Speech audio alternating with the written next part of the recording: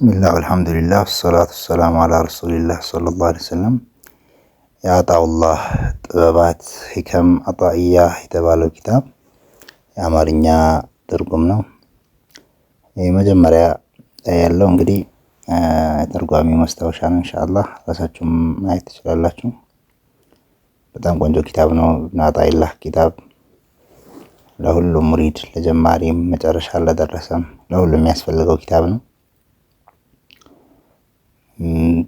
የተርጓሚ ማስታወሻ ላይ የተቀመጠው ነገር በብዛት ስለ ታላቁ ሼህ ስለ ኢብኑ አጣኢላህ ሰከንደሪ እና ስለዚህ ስለ ሂከም አጣኢያ ያለውን ትልቅነት ነው የሚናገረው። ለምሳሌ ይህ መጽሐፍ ሂከም አጣኢላህ ኢብኑ አጣኢላህ ሂከም ኢብኑ አጣኢላህ ሰከንደሪ የሚባለው መጽሐፍ ዓለምን ያስደነቀ ወደ አላህ ሀድራ ከዘለቀች ቀልብ የፈለቀ በሙሪድ መንገድ ላይ ግርዶን የሰነጠቀ እውቀት በእርሱ ተጀምሮ በእርሱ የተጠናቀቀ መዋቅሩ የረቀቀ ትርጉሙ ያራቀ የሸይጣንን ወስዋስና የነፍስያን ሀዋጂስ ወጅብ የመሳሰለውን አናንያ የመሳሰለውን ሁሉ ያደቀቀ መጽሐፍ ነው። በጣም ጠቃሚ መጽሐፍ ነው ይላልና አማርኛ ትርጓሜ ቃል በቃል ለመተርጎም ያው ተሞክሯል።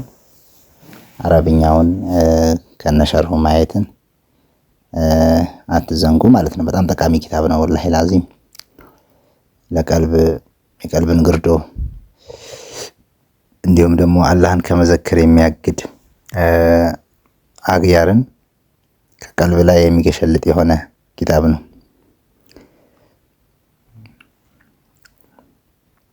በተወሰነ መልኩ ኢንሻአላህ አማርኛውን አንድ 10 ሂከም የሚሆን ኢንሻአላህ 11 ሂከም የሚሆነውን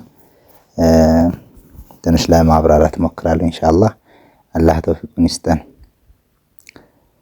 የምንጠቀምበት ከሚጠቀሙት ያደርገን፣ ተጠቅመንም ሌላ ለመጥቀም ለመጠቃቀምም አላህ ያግዘን። አሚን ያ አርሐመር ራሒሚን ያ ረበል ዓለሚን።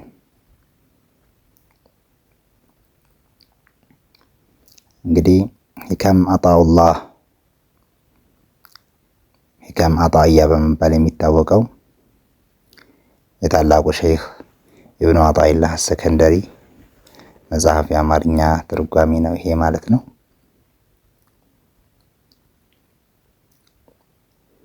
ይህ መጽሐፍ በጣም ብዙ የተሸረሐ መጽሐፍ ነው። በአረብያ ብዙ ሸርሖች አሉት። በብዙ ቋንቋዎች የተተረጎመ ነው ኢንሻአላህ። ጥበብ አንድ ምን ይላል? ሚን ዓላመት ልኢዕቲማዲ ዐለል ዐመል ኑቅሳኑ ረጃኢ እንደ ውጁድ ይዘለል። አንድ ሰው በኢባዳው ስህተት በሚገኝ ጊዜ ከአላህ ክጃሎትን ማጉደል በስራ ላይ የመመካት ምልክት ነው ይላሉ።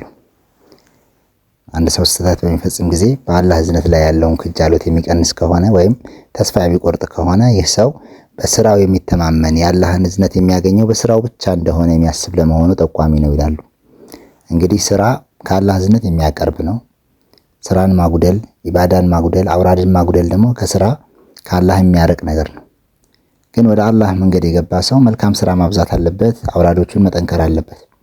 ግን አንድ አውራድ ለምሳሌ ወይም ደግሞ አንድ ስራ በሚጎልበት ጊዜ ሙሉ በሙሉ ክጃሎትን ማጉደል የለበትም። ከእርሱ የሚጠበቀው ተውበት አድርጎ ወደ ስራው መመለስ ነው ማለት ነው። ይህንን ነው የሚያስገነዝበን። ከዚህ ውጪ ያው ሰፊ ማብራሪያ ይኖረዋል ኢንሻአላህ፣ ሹርሃቶቹ ላይ እናየዋለን። ሁለተኛው ጥበብ አላህ በምክንያት ላይ አዘውትሮ ሳለ በትምህርት ላይ ወይም በከስብ ላይ ቁጭ ብለህ ሙሉ በሙሉ ወደ ኢባዳ ልግባ ማለትህ ይህ ድብቅ የሆነ ሻህዋ አለው፣ ድብቅ የሆነ ስሜት የመነጨ ነው። እንዲሁም አላህ ሙሉ በሙሉ በኢባዳ ላይ አስቀምጦ ማለት ከማንም ሳትከጅል አላህ ሱብሓነሁ ወተዓላ ሪዝቅህን እየሰጠህ ከማንም ሳትከጅል ደግሞ ቁጭ ብለህ አላህን እየዘከርክ ሆነህ ደግሞ ሙሉ በሙሉ ወደ ከስብ ገባ ይሻላል የሚል ሐሳብ ደግሞ ከመጣብህ ይሄም ደግሞ ከትልቅ ወኔ የመውረድ ምልክት ነው ይላሉ። ያው ሸርሁ እዚህ ላይ አለ። አንደኛ አላህ ሱብሓነሁ ወተዓላ ያስቀመጠህን ቦታ ካለመፈለግህ ነው በሁለቱም ኬዝ። ሁለተኛ ደግሞ ወደ ሰበብ ለመመለስ መፈለግህ ከሰበብ ባለቤት ከነገራት ባለቤት ርዝቅን ከማግኘት ወደ ነገራት መሄድህ ከትልቅ ወኔ ዝቅ ማለትን ስለሚጠቁም ነው ማለት ነው። እንዲሁም ደግሞ አላህ ያስቀመጠህ በከስብ ቦታ ላይ ከሆነ ደግሞ ከከስብህም ጋራ ከሸህ የወሰድካቸውን አውራዶች በማለት ከስብህን የሚያዝ ነው እንጂ ያለብህ ከስብህን ለቀህ ሙሉ በሙሉ ወደ ተጅሪድ ሙሉ በሙሉ ወደ ኢባዳ ልግባ ማለት ይሄ ደግሞ ድብቅ የሆነ ሻህዋ አለው፣ ድብቅ የሆነ ስሜት አለው ማለት ስሜትን መከተል ፈልግሃል፣ አላህ ያስቀመጠህን ቦታ አልፈለክም ማለት ይጠቁማል ማለት ነው። ሶስተኛ ሰዋቢቁል ሂመም ላቱክሪቁ አስዋረል አቅዳር ነው።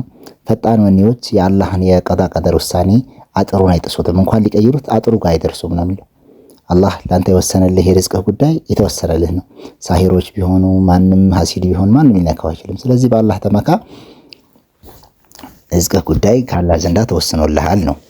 ሌላኛው አሪህ ነፍሰከ ሚነ ተድቢሪ ፈማ ቃመ ቢሂ ገይሩከ ላተቁም ቢሂ ሊነፍሲከ፣ ነፍስህን ከሲሳይ ከርዝቅ ሀሳብ አሳርፋት። የርዝቅ ጉዳይ አላህ ለአንተ የሚሰጥህ ነገር ነው። አላህ ለአንተ የሚሰጥህን ነገር አንተ ለራስህ ልትሾምበት ለራስህ ልትሰጠው አትችልም ይላሉ። ስለዚህ ከአላህ ብቻ መጠየቅ ነው ያለብህ እንጂ በዛ ጉዳይ ላይ መሽጎል መሆንህ አስፈላጊ አይደለም ነው። ጥበብ 5 ኢስቲሃዱከ ፊማ ዱሚነ ለከ ወተቅሲሩከ ፊማ ጡሊበ ሚንከ ደሊሉን ዐለ እንጢማሲ አልበሲረቲ ሚንከ።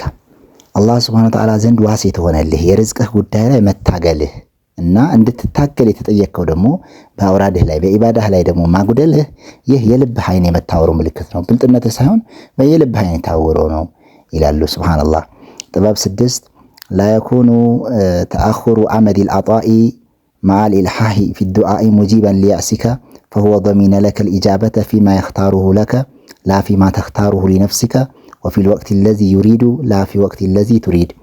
በዱዓ ላይ እስከ ዘወተርክ ድረስ የስጦታ ጊዜ የኢስቲጃባ ጊዜ መዘግየቱ ተስፋ እንድትቆርጥ ምክንያት አይሆን። ምክንያቱም እርሱ ለአንተ ጸሎትህን እንደሚቀበል ቃል ይገባልህ አንተ ለራስህ የመረጥከውን ነገር ሊሰጥህ ሳይሆን እርሱ ለአንተ የተሻለውን ሊሰጥህ ነው። አንተ በመረጥከው ጊዜ ሳይሆን እሱ ለአንተ በመረጠልህ ጊዜ ሊሰጥህ ነው። ስለዚህ ተስፋ ልትቆርጥ አይገባም ማለት ነው። እስቲጃባ በጠየቅ ሰዓት እስቲጃባ አግኝተሃል፣ ግን አላህ ሱብሓነሁ ወተዓላ ተቀበለህ ማለት ያልከውን ይሰጥሃል ማለት አይደለም። በጠየቅከው ነገር ላይ ለአንተ የተሻለ የሆነውን መርጦ ይሰጥሃል ማለት ነው። ለአንተ በተሻለው ጊዜ ይሰጥሃል ማለት ነውና ተስፋ መቁረጥ የለብህም ነው። ሌላኛው ላ ዩሸክከነከ ፊል ወዕዲ አደሙ ውቁኢል መውዑዲ ወኢን ተዓየነ ዘመኑሁ ሊአላ የኩነ ዛሊከ ቀድሐን ፊ በሲረቲከ ወኢኽማደን ሊኑሪ ሰሪረቲክ። ከሼኽም ይሁን በራስህ በኩልም በመናም ይሁን በኢልሃም ቃል የተገባልህ ነገር ቀጠሮ ጊዜው ቢደርስ እንኳን አለመገኘቱ በቃሉ ላይ እንድትጠራጠር እንዳያደርግህ። ምክንያቱም በቃሉ ላይ መጠራጠርህ የልብህን አይን የሚያውር ብርሃኑን የልብህን ብርሃን የሚያጠፋ ስለሚሆን ማለት ነው። ምናልባት ያ ነገር ያልተከሰተው ሸርጡ ስላልተሟላ ሊሆን ይችላል፣ ወይም ደግሞ አንተ ሳታውቅ ቃል የተገባልህ ነገር ሆኖም ሊሆን ይችላልና ማለት ነው። ያው ከሼኽህ ወይም በራስህ በኩል በዚህ ዓመት ለምሳሌ ፈትሕ ታገኛለህ ተብለህ ያ ዓመቱ ደርሶ እንኳን ፈትሕ ባታገኝ ቃሉ ላይ እንድትጠራጠር ሊያደርግህ አይገባም። ምክንያቱም ወይ ሳታውቅ ያ ነገር ተደርጓል ወይም ደግሞ ሸርጦ ስላልተሟላ ሊሆን ይችላል ያ ነገር ያልተከሰተው። መጀመሪያም ቃል ሲገባልህ ያ ሸርጥ ከተሟላ በሚል ቃል ተገብቶልህ ሊሆን ስለሚችል ማለት ነው። እንግዲህ ምን ይላሉ ከዚያም በኋላ አላህ ሱብሓነሁ ወተዓላ ጥበብ 8 ምንድነው የሚለው? አላህ በቸርነቱ ላይ ያስተዋውቅህ የአንዳችን ነገር ኒዕማውን በር ከከፈተልህ ይሄን በምን ስራዬን ያገኘሁት ማለት ልትጨነቅ አይገባህም። አላህ ቸርነቱን ለአንተ የሚከፍትልህ ቸርነቱ ሊያስተዋውቅህ ነው፣ ቸር መሆኑን ሊያሳውቅህ ነው አይደል? እሱ ቸርነቱን ማስተዋወቁ ስራው ነው። ያንተ ዒባዳ ለሱ የምትሰጠው ስጦታ ነው። ስለዚህ በስጦታ አይደለም ይሄ በቸርነቱ ብቻ ነውና ያንተ ስራና የሱ ስጦታ የትና የት ናቸው ይላል። ስለዚህ ይሄ ደግሞ አላህ ሱብሓነሁ ወተዓላ የግድ በስራ ብቻም አይደለም የሚፈለገው ስራ ወደ አላህ የሚያቀርብ ቢሆንም ማለት ነው። ጥበብ 9 ተነውኡ አጅናሲል አዕማሊ ሊተነውዒ ዋሪዳቲል አሕዋል። ብዙ አይነት ስራ አላህ የደነገገልን አውራዶች ብዙ መሆናቸው፣ አዝካሮች ብዙ መሆናቸው፣ ሰላዋቶች ብዙ አይነት መሆናቸው ሽልማቱን ብዙ ለማድረግ ነው። ስለዚህ ለእያንዳንዱ ኢባዳ የራሱ የሆነ ልዩ ሽልማት አለው በሌላው የማይገኝ። ስለዚህ ኢባዳ መጥገብ የለብህም፣ መሳነፍ የለብህም። በሁሉም አይነት ነፍስህን ኢባዳ ልታስለምዳት ይገባል። በሁሉም አይነት ሽልማት ከአላህ ዘንድ አለመቀበል ማለት ነው።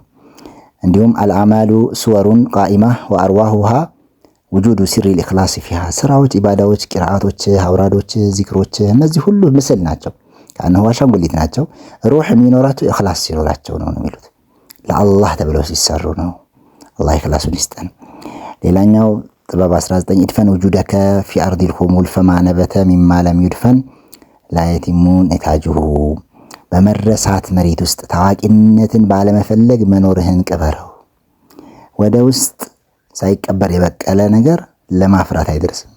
ስለዚህ ታዋቂነትን መፈለግ ያው የሳዳቶቹ ባህሪ አይደለም። ስለዚህ መጀመሪያ በመረሳት ታዋቂነትን አትፈልግ፣ ወደ ውስጥ ተደበቅ ማለት ነው። ኸልዋ ግባ፣ የግል ችግሮችህን ፍታ፣ የነፍስያህን ከራስ ጋር መነጋገር ያለብህ ከራስ ጋር መጨረስ ያለብህን ነገር ጨርስ።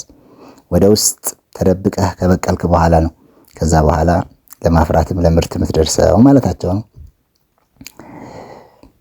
ማነፋል ቀልበ ሚስሉ ኡዝለቲን የድኹሉ ፊሃ ሚዳነ ፊክራ። ከሰው ገለል ብሎ ወደ አላህ ገለል ብሎ ለብቻ ሆኖ ስለ አላህ ቁድራ፣ ስለ አላህ ኒዕማ፣ እንዲሁም ስለ ዱንያ ጠፊነት፣ ስለ አኺራ ዘውታሪነት፣ ስለ ነፍስያ ጉለቶች ፊክር ማድረግን የመሰለ ለቀልብ የሚጠቅማት ነገር የለም ነው የሚሉት። አላህ ተጠቃሚ አድርገን።